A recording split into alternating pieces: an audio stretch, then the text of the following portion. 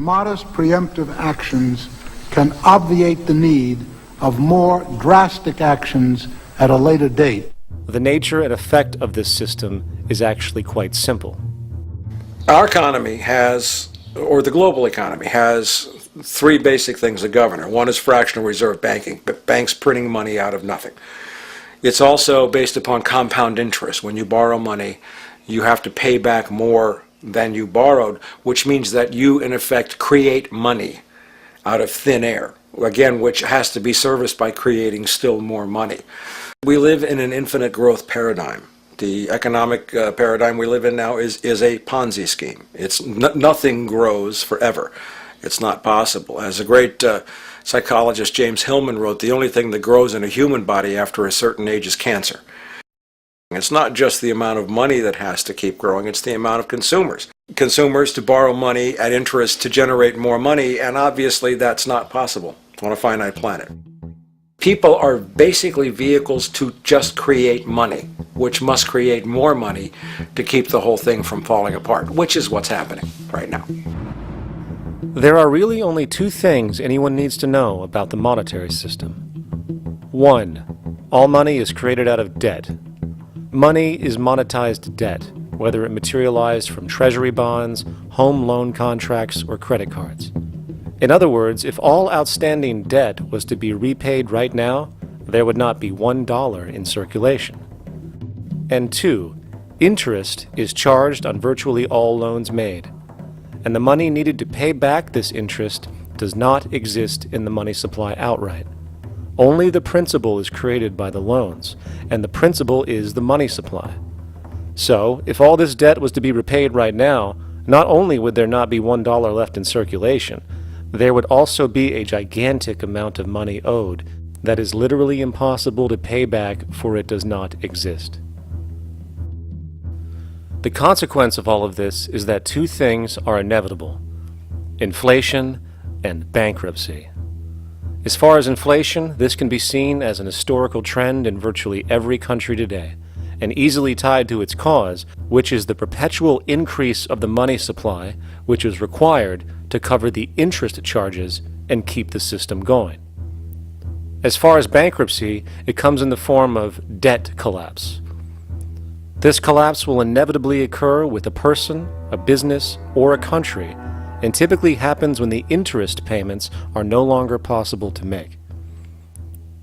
But there is a bright side to all of this. Well, at least in terms of the market system, because debt creates pressure. Debt creates wage slaves. A person in debt is much more likely to take a low wage than a person who isn't, hence becoming a cheap commodity. So it's great for the corporations to have a pool of people that have no financial mobility. But hey, that same train of thought also goes for entire countries. The World Bank and the International Monetary Fund, which mostly serve as proxies for transnational corporate interests, give gigantic loans to troubled countries at very high interest rates. And then, once the countries are deeply in the hole and can't pay, austerity measures are applied, the corporations swoop in, set up sweatshops, and take their natural resources. Now that's market efficiency. But wait, there's more. You see, there's this unique hybrid of the monetary and market system called the stock market, which rather than, actually produce anything real, they just buy and sell money itself. And when it comes to debt, you know what they do? That's right, they trade it. They actually buy and sell debt for profit, from credit default swaps and collateralized debt obligations for consumer debt, to complex derivative schemes used to mask the debt of entire countries, such as the collusion of investment bank Goldman Sachs in Greece, which nearly collapsed the entire European economy. So when it comes to the stock market and Wall Street, we have an entirely new level of insanity born out of the money sequence of value. All you need to know about markets was written in an editorial in the Wall Street Journal a couple of years ago. It was called Lessons of the Brain-Damaged Investor. And in this editorial, they explain why people with slight brain damage do better as investors than people with normal brain functionality. Why? Because the slightly brain-damaged person has no empathy. And that's the key. If you don't have any empathy, you do well as an investor. And so Wall Street breeds people who have no empathy to go in there and to make decisions and make trades that they have no compunction about and no thought whatsoever as to what they're doing might affect their fellow human being. So they breed these robots, these people who have no souls. And since they don't even want to pay these people anymore, they're now breeding robots, real algorithmic traders.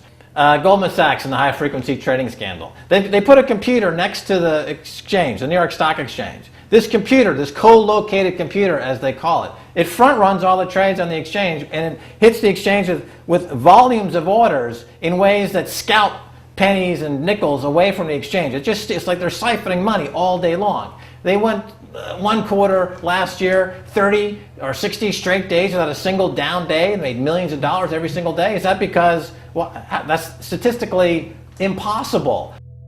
When I worked on Wall Street, the way it works is everyone kicks upstairs the bribes. The brokers bribe to the office manager bribes to the regional sales manager bribes to the national sales manager. It's a common understanding. At Christmas, who gets the biggest bonus at Christmas in an average brokerage office? The compliance officer. The compliance officer sits there all day long. He's supposed to be making sure you don't violate any of the margin rules and you're complying with the law. Of course, yeah, to the extent that you can bribe the compliance officer, yeah, that's right, you are complying with the law. So as fraud has become the system, it's no longer a byproduct. It is the system. You know, it's like that old Woody Allen joke. He says, "Doctor, my brother thinks he's a chicken." And the doctor says, "Take a pill, and that should cure the problem."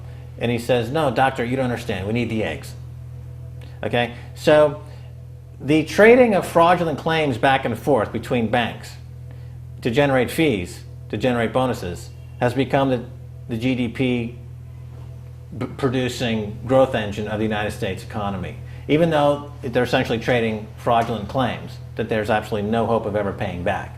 They're processing and generating and resecuritizing nothing. If I write $20 billion on a cocktail napkin and I sell it to JP Morgan while JP Morgan writes $20 billion on a cocktail napkin, and we swap those two cocktail napkins at a bar and we each pay ourselves 1/4% in a fee, we make a lot of money for our Christmas bonus. We each have on our books a $20 billion cocktail napkin, which has no real value until such time as the system is no longer able to absorb bogus cocktail napkins, in which case we go to the government to get bailed out.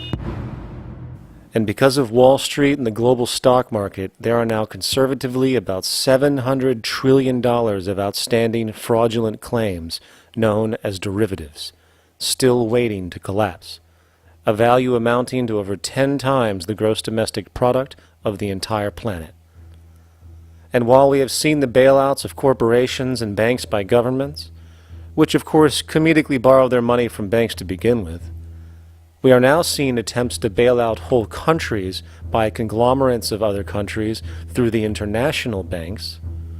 But how do you bail out a planet?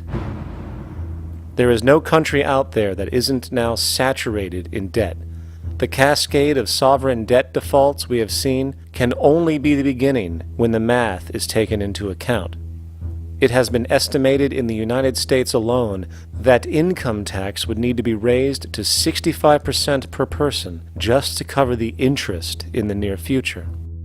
Economists are now foreshadowing that within a few decades, 60% of the countries on the planet will be bankrupt. But, hold on, let me get this straight. The world is going bankrupt, whatever the hell that means, because of this idea called debt, which doesn't even exist in the physical reality. It's only part of a game that we've invented. And yet, the well-being of billions of people is now being compromised. Extreme layoffs, tent cities, accelerating poverty, austerity measures imposed, schools shutting down, child hunger, and other levels of familial deprivation, all because of this elaborate fiction. What are we, fucking stupid? Hey, Mars, my man. Help a brother out, huh? Grow up, kid.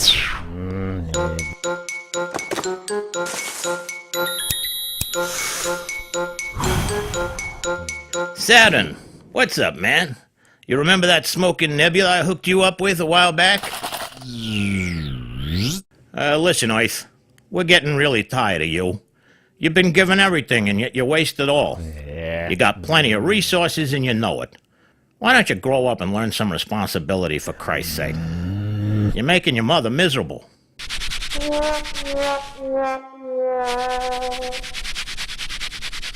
You're on your own, pal. Yeah, whatever.